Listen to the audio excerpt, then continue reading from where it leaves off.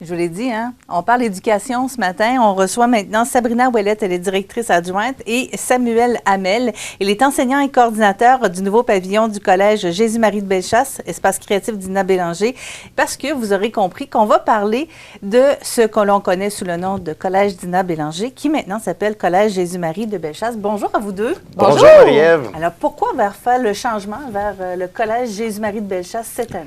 Bien, en fait, c'est un changement parce que ça s'inscrit dans une planification stratégique qu'on a initiée depuis maintenant 2 ans. Donc, dans le fond, le but, c'est de un peu consolider ce qui est déjà fait avec l'école, donc ce qu'on fait déjà avec le Collège d'Ina Bélanger, mais aussi de lui redonner un peu ses lettres de noblesse parce qu'on appartient à la famille Jésus-Marie.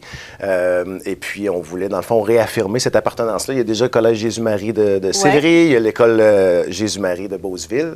Donc, on voulait, nous, réaffirmer notre appartenance, dans le fond, à cette famille-là, qui est dans 29 pays. Et donc, ça fait partie d'une planification stratégique, donc de revoir aussi notre image un petit peu. Puis, dans le fond, on change de nom, mais on garde quand même tout ce qui a déjà été construit, c'est-à-dire qu'on est une école qui est très familiale, on est près de 300 élèves, puis on garde ces valeurs-là aussi d'approche à l'élève. Donc, tout ça, c'est dans les valeurs de Jésus-Marie, parce que quand même, c'est une congrégation qui a plus de 200 ans. Puis, dans le fond, ben, c'est ça. C'était de réaffirmer, je pense, cette appartenance-là.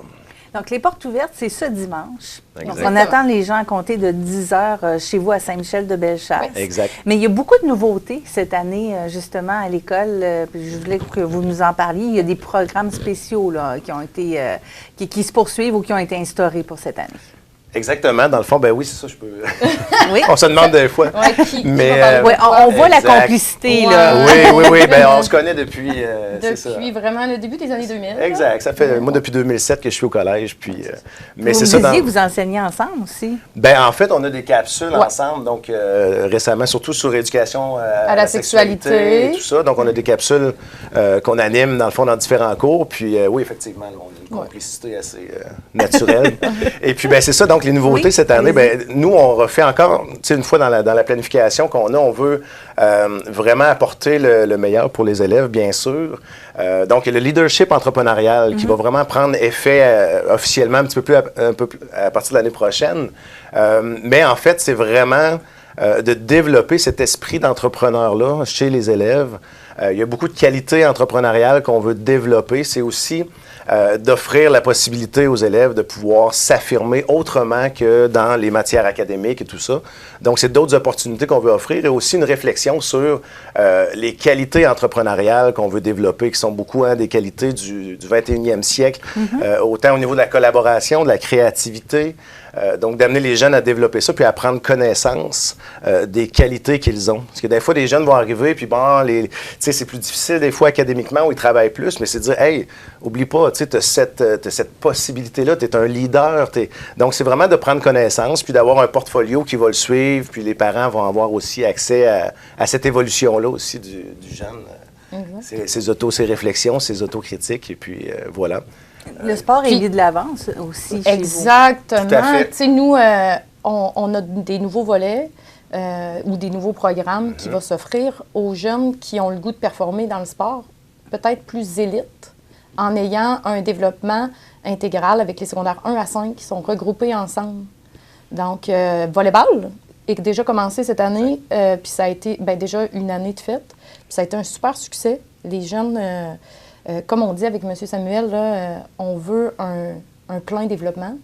Ça ne passe pas nécessairement toujours par les notes académiques, hein, parce que nous, on est une école où on ne fait pas d'examen d'admission. Les élèves sont reçus en entrevue. On apprend déjà à les connaître. On connaît leurs besoins, déjà à la pré-entrée. Puis, c'est très personnalisé. Il y a un accompagnement qui se fait et qui se veut bienveillante, là, avec beaucoup, beaucoup d'amour. Donc, on a le sport volleyball. Puis, l'année prochaine, on va avoir le musique. Études musique aussi. Études musique, qui veut aussi un rapprochement avec Dina Bélanger, qui était une grande musicienne. Hein? On ne veut pas l'oublier, même si on change le nom. Donc, Dina Bélanger a fait partie intégrante de notre école. Puis, particulièrement en musique, les jeunes découvrent qu'ils ont du talent. Mais aussi, ils se font des nouvelles amitiés.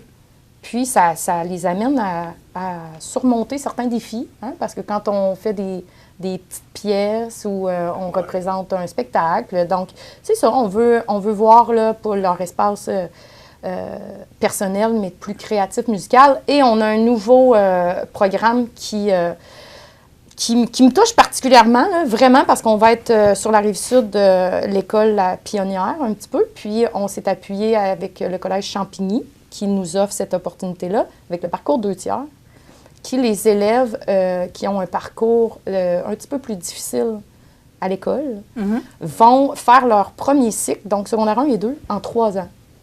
Ils vont être ensemble, accompagnés d'un enseignant. Ils vont avoir leur spécialité comme tous les autres élèves, mais on veut qu'ils se rendent compte par eux mêmes qu'ils sont pleines de richesses et que les notes scolaires ne deviennent pas une identité.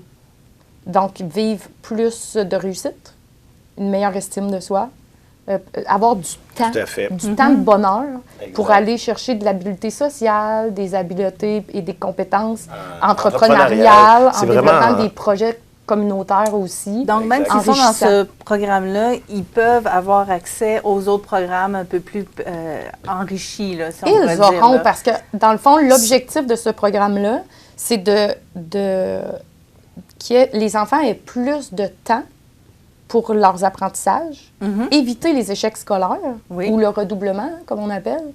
Puis, au secondaire 3, réintégrer le programme régulier parce que c'est vraiment un programme régulier. On fait juste extensionner le temps. Leur donner le temps donner le temps de respirer, le temps d'apprendre. Consolider aussi ce qu'ils ont fait au primaire. Parce que nous aussi, on est en région, donc il y a des élèves qui arrivent de beaucoup d'écoles.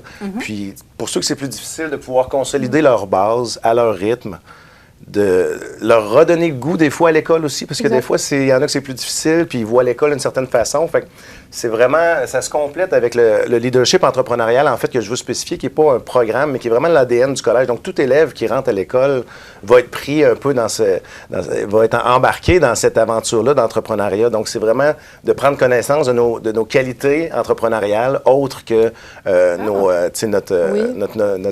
Puis, on a un gros privilège dans notre école, le fait qu'on ait 300 élèves, avec les membres du personnel très privilégiés, là, TES, psychoéducatrice, orthopédagogue, un professeur en soutien pédagogique qui vient, le travail collaboratif entre professeurs. Puis, donc, le personnel, on connaît les jeunes. Tu sais, moi, ça fait plus de 15 ans que je suis là. Puis c'est vraiment ce que j'aime, c'est qu'on a le temps de connaître nos élèves, puis ils rentrent en relation avec nous, ils communiquent. Puis cette atmosphère familiale-là, en fait, qui est intéressante. Puis c'est vraiment sécurisant pour les jeunes de secondaire 1 qui arrivent. Ils se sentent vraiment accueillis tout de suite en voyant le personnel, là, comment ils les accueillent. Fait que c'est vraiment stimulant. Puis, tu sais, on parlait tantôt des études sport, études musique. Ces élèves-là qui font ça, c'est une période par jour qu'ils vont dédier au sport ou à la musique. Puis, ils sont vraiment aussi dans un programme de mentorat où est-ce qu'ils sont suivis pour leur suivi académique, mais aussi leur suivi personnel puis leur développement de leur plein potentiel.